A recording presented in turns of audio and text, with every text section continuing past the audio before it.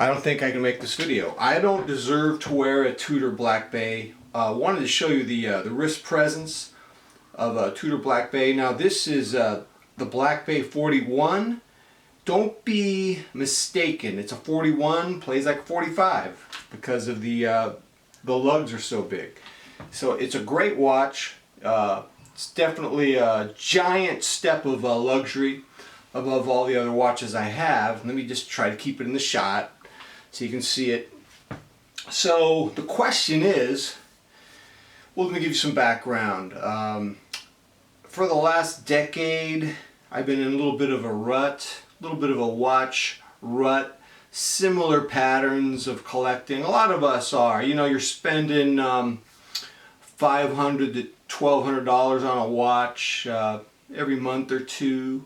You know, you're sitting on the internet, you're wearing a robe, you're eating a Hot Pocket, you belong to one of those watch clubs on social media, and you do your wrist shot, and you get hundreds of likes and hundreds of comments, and you feel like you've accomplished something that day because of all the social media attention, when in reality you've been on your butt doing nothing but wearing a robe and eating Hot Pockets. So, you know, it's kind of right now. And by the way, some nice people have invited me to join their clubs, their watch clubs, and I had to decline. Love the people, hate the clubs. Clubs make me anxious. So I was in a rut. Lee from Santa Fe sent me his Tudor Black Bay GMT. And you know, I'm winding the crown, I'm clicking the bezel, and I'm saying, oh my God, this is definitely a giant leap beyond my Seikos. At the same time, I actually appreciated my Seikos even more. For $500 to $1,200, they're fantastic. I'm not here to bash Seiko, it's amazing. But you know, I was at the point where I was thinking maybe I should get one luxury piece. I know enough about watches, I could hang with one piece. So my Los Angeles partner in crime, Carlos, he bought two Black Bays. One is the steel, and one is this very black bezel, brand new mint condition. And I bought this off of him. He gave me a generous discount. And so, because of my YouTube channel, because I met two people in the community, I went with a Tudor Black Bay. And it begs the question. So here's the question. So, hey, did the Black Bay cure me? What do I mean by cure me? Well, did it get me out of my rut of buying mid-tier watches? Am I off that merry-go-round? Boom, boom, boom, boom, boom. Number one. Number two, did it provide deep satisfaction so I'm not going to look for the superficial dopamine buzz of getting a new $500, $800 watch every month or two? And three, if I am cured of that, if I have harmony in my life now, if I've staved off chaos, if my collection is no longer chaotic, what do I do with my channel? What kind of content do I have? Well, first of all, let me say the first question: am I cured? It's way too early to tell. You know, when you get a watch like this.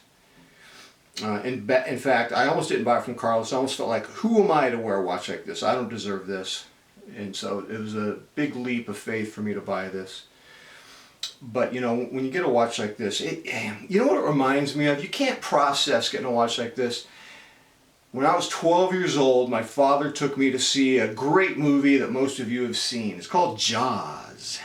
In the opening scene, it's at night. And these teenagers are partying, and they're drinking beer and doing everything else, and they're partying, and an attractive young woman jumps into the water. I think she's by herself, swimming alone. That's a good idea, swim alone, yeah, when sharks feed. And so the 20-foot great white, it takes an exploratory bite, and you can tell from at the first bite, she doesn't really know what happened. She's processing it. That's how I feel about getting this Tudor Black Bay. It's like the first bite of Jaws. Now, the second and third bite, you can see her face in that great movie. You can tell she's, oh, it's starting to register. Uh-oh, okay, I'm being eaten alive. This isn't fun. This is called primal terror. And so, you know, it's going to take a while for me to process this watch. I can't tell. Did it cure me? Well, I hope it did, because one thing I learned from you guys, and you guys have learned it from me as well, is that the central conflict of being a watch hobbyist, a watch obsessive, and God knows we obsess over watches. We really love watches quite a bit. I was wearing this, and I was wearing some other watches, and I was like, God dang, dude, you really love watches. I mean, ooh, have you ever thought of what that's all about? No, I don't. Don't question it. But the thing is, man, we love watches so much, but here's a central conflict as I see it. I find that we're constantly struggling to find harmony and order in our collection and stave off the chaos, the inertia, the mental disintegration of it. And when you think about it, that's how we are as human beings with everything we do in life. You know, I'm always making lists at home, always making lists. My workout today is going to be this, this, this, and this. I like the order. I like the sequence. I like to know what I'm going to do. My diet, boom, boom. I got a menu. You know, my wife, she has a shopping list based on a menu. She knows exactly what she's going to cook for dinner every night. I don't cook, not because I don't want to. I'm just not as good as she is. She's really good at it. You know, I do cook salmon one night a week. But I do the dishes. So, you know, I like to have order. I like it when my daughters clean up their towels from the bathroom, pick up clothes from their floor. I like it when there's no crumbs in the living room couch when they're watching TV. I like order. I like it when they turn off lights. I'm constantly trying to impose harmony and order in a chaotic world. And so I think what happens is with watch collecting, you know, it gets out of hand. You know, you got these big collections, you're buying, selling, rebuying, you can't even process what you have, and it becomes a chaotic mess. So, I mean, it begs the question, what are you going to do with your channel, man? If this slows you down, man, if this Tudor Black Bay slows you down, what are you going to do? Well, first of all, it's important to be authentic when you produce content. I'm not going to be phony. I'm not going to be chaotic and dramatic just for clickbait. If I have real chaos, and it's funny, yeah, I'll report the chaos, of course. But I honestly don't know. I'm not going to manufacture some kind of chaos if this is a big fat punctuation mark on my watch collecting, and if it affects the content of this channel. I'm just not going to manufacture fake content. Content's going to have to be real. I guess one thing I should say, some of you know, I was supposed to be on vacation. The vacation got put off by 2 weeks because one of my daughters is sick. And she got a COVID test and she's negative. So, but whatever. Can't go see my family right now.